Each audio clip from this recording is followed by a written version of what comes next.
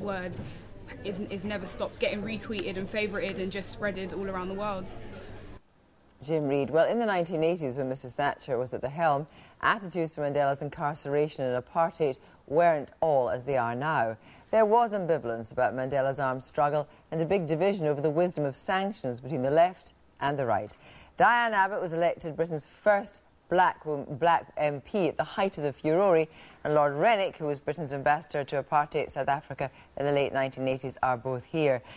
First of all, Diane Abbott, you know, now everyone from the Daily Mail to the Daily Mirror is lauding Nelson Mandela. Extraordinary. It's extraordinary to see all these right-wingers fawning on Nelson Mandela, because if you read some of the things Tory MPs said back in the day, they don't read so well.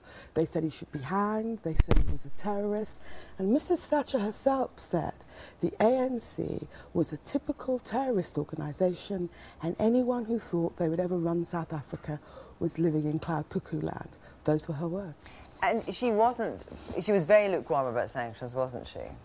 We actually imposed oil, military and nuclear sanctions. She thought it was complete nonsense to cut off air links to South Africa, for instance, that it was complete nonsense to try and put sanctions on agricultural exports, which would put tens of thousands of black South Africans out of work with no alternative employment and no social safety net.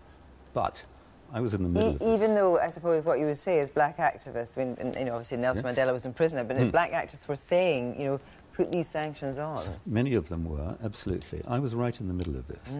I was her envoy to Pretoria. My instructions were extremely clear. They were to do everything I could to help get Nelson Mandela out of jail.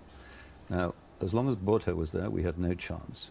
But when de Klerk took over, he was a friend of mine and an admirer of hers.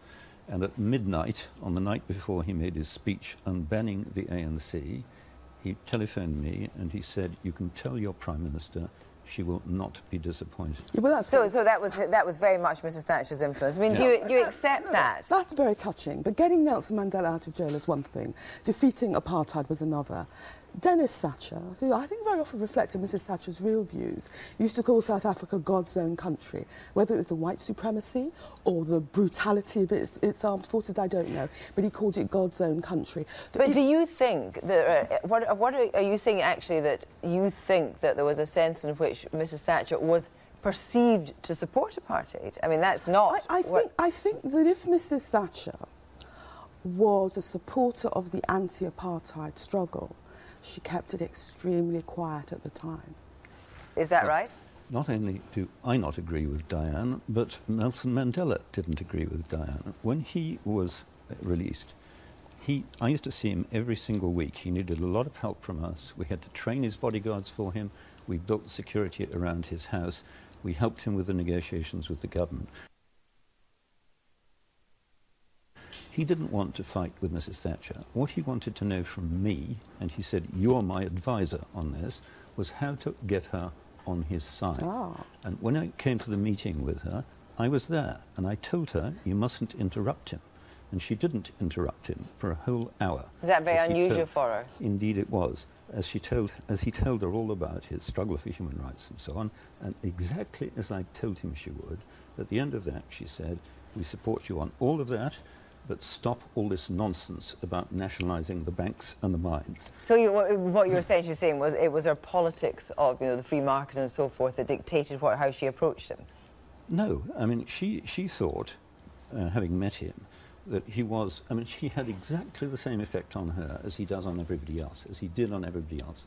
She was immensely impressed, but she thought that he didn't know much about economics. The meeting went on so long. So you would say that was patronising, presumably? She didn't think, to be honest, she didn't think many people knew much about economics. That was one of her characteristics. No, you know, the anti-apartheid struggle was a totemic political struggle of the era, and there was a kind of dividing line, and there were people that were determined to bring down apartheid, and I don't think... So you think there's rewriting of history?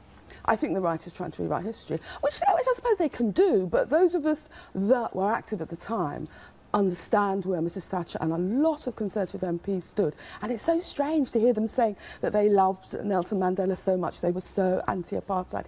Didn't look like it at the time. Well, it's... Diane will never believe this, but we were actually trying to achieve the same objective, exactly the same objective. Now, when at the end of that meeting, he walked out into Downing Street and thanked her for everything she had done to help secure his release. He knew exactly what we were doing because I was able to tell him so in prison, and so did Helen Suzman. Thank you both very much indeed. Thank you. Now